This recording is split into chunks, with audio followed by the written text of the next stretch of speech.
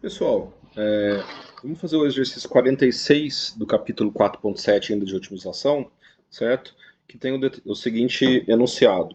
Um barco deixa as docas às 14 horas e viaja para o sul com velocidade de 20 km por hora.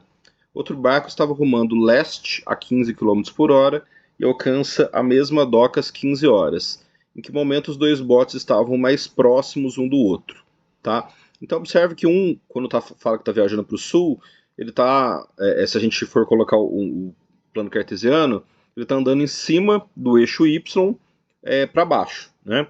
E o outro, que está viajando para o leste, ele está viajando em cima do eixo X para a direita, tá? Então o desenho fica mais ou menos esse daqui, ó, tá? Então coloquei aqui os dois eixos, né? Coloquei aqui como as coordenadas, né? Norte, sul, leste, oeste, né? E repara que esse barco ele tá aqui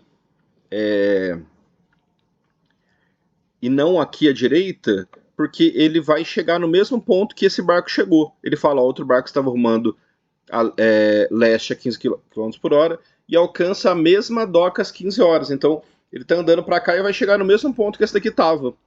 Por isso que esse daqui está para baixo e não para cima, e por isso que esse daqui está à esquerda, tá? Porque esse ele saiu desse ponto e está descendo, e esse daqui ele está andando para a direita e vai chegar nesse ponto, tá? Então isso é importante para a gente determinar a posição de cada um dos dois barcos, certo? Beleza, o que a gente vai fazer aqui? A gente vai fazer uma fotografia desses dois barcos. Esses dois barcos eles estão em movimento, mas a gente vai fazer uma fotografia deles, certo? Para medir a distância entre eles, certo? Essa fotografia, ao invés de a gente usar uma coordenada fixa, a gente vai usar uma coordenada móvel, porque como eles estão em movimento, eu vou colocar essa coordenada referente à velocidade em que ele está andando, certo? Então eu vou conseguir descobrir a distância, certo? Usando a velocidade, usando o tempo em que eles estão andando, certo? E aí como é que vai ficar isso então? Eu vou marcar aqui a posição dos dois barcos a partir das 14 horas. Por que a partir das 14 horas? Porque é onde começou o problema, tá? Então, às 14 horas, esse barco que está vindo aqui para o sul, ele estava aqui, né? E a posição dele, né, era dado por ele não tá andando na horizontal, então a posição dele não muda em x, né, na horizontal, por isso é zero, e a posição dele na vertical está mudando em velocidade vezes tempo. Lembra que velocidade é distância sobre tempo. Então é distância velocidade vezes tempo, né? Então 20, que é a velocidade vezes o tempo, dá a distância deles, da onde ele está. E repare que aqui eu coloquei menos, porque ele está indo aqui para o sul, ele está indo para o sentido negativo de y, tá? Porque como eu coloquei aqui esse plano cartesiano nesse formato, o y para cima é positivo, logo o y para baixo é negativo. Então se ele está andando no sentido negativo de y, mesmo que ele estivesse aqui em cima, né? Se ele está indo para baixo, ele estaria indo para o y negativo, né?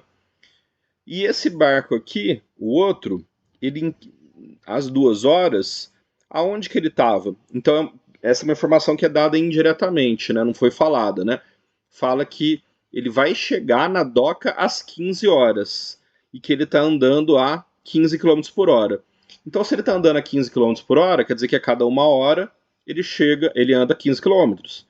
Então, se às 15 horas ele vai chegar na doca, 1 hora antes, porque o problema começa às 14, ele estava 15 quilômetros mais longe, certo?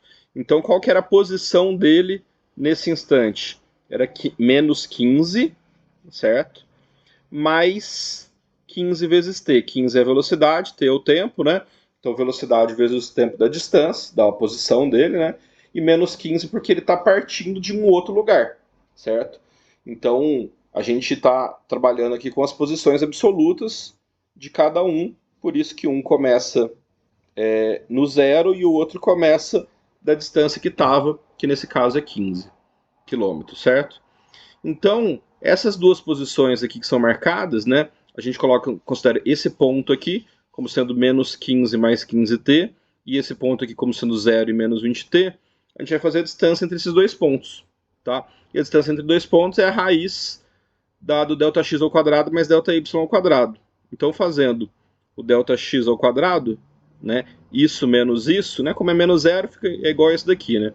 Menos 15 mais 15t ao quadrado, vai dar 15 ao quadrado menos 2 vezes o primeiro vezes o segundo, né? Mais o segundo ao quadrado. E aqui em y, y ao quadrado vai dar 0 menos 20t. O sinal não interessa muito como está ao quadrado, né? Vai dar mais 20 ao quadrado vezes t ao quadrado, certo? E aí o que a gente tinha falado na última aula era o seguinte, né? Para a otimização aqui, se eu tenho a função ao quadrado, o ponto ótimo vai acontecer no mesmo ponto. Então, como nesse caso trabalhar com a função ao quadrado é mais fácil, ao invés de trabalhar com essa raiz aqui, eu vou trabalhar com a distância ao quadrado, certo? Então a distância ao quadrado é a minha função que eu vou otimizar. Então eu vou chamar ela aqui de f de t, e é essa função que eu quero otimizar. E como é que a gente otimiza uma função?